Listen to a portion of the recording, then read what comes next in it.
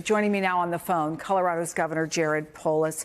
Governor, I keep talking to you under terrible circumstances, and this is a horrific one. I don't know how much of you got to hear from what Brian described, witnessing the almost should be undescribably horrible attacks on innocent people, 67 to 88 years old.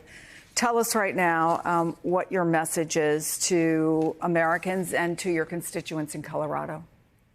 Well, Chris, I hope we can speak sometime under better circumstances, but I think we have to speak with one voice, regardless of anybody's views on global politics or the Israeli-Palestinian conflict, that this kind of act of terrorism, act of violence is completely unacceptable. We condemn it. I know that the suspect has been arrested. I hope he's prosecuted to the full extent of the law.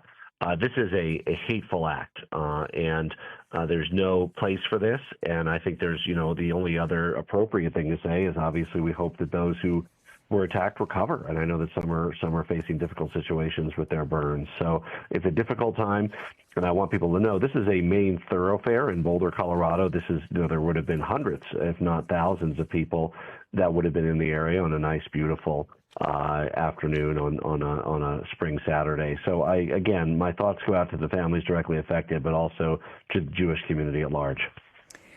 So I wonder now what needs to be done. I don't need to tell you that the rise in anti-Semitism is statistically understood.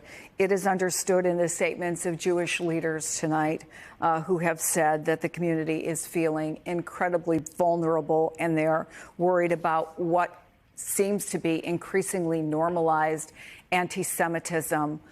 What is not being done that needs to be done, Governor? Everybody deserves to be safe. It doesn't matter whether you're Jewish or Christian or Muslim or no religion at all. And any act of hatred or terror against people simply because of their opinions or beliefs or their religion is completely unacceptable. I know here in the state, we've created a number of grants that we've given to synagogues and churches that have been threatened. We have gotten that money out, but it shows that these kinds of acts of hate can also occur anywhere and any time. And we always need to be vigilant to make sure that people are safe wherever they go. So let me ask you about two parts of this. One is individual responsibility. People who care about what's happening and have basic humanity and want to see this stop. What can they do? And as someone who served in Congress, I think it was for 5 terms, is there more that can be done on a national level?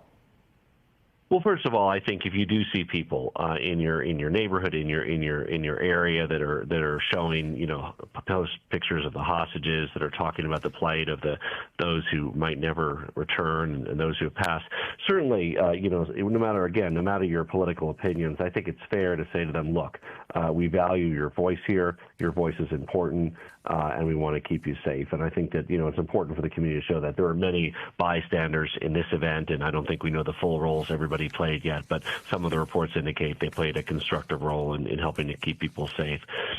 Second of all, again, we need to make sure that, again, regardless, there's a lot of passion on this issue. There's a lot of passion on a lot of issues, right? There's a lot of passion about feelings about the President of the United States, as an example. But no matter what your feelings are on a particular issue or a particular position, it's important to know that, hey, those are words, and we should keep our words respectful, and we should, of course, make sure it never turns to physical violence.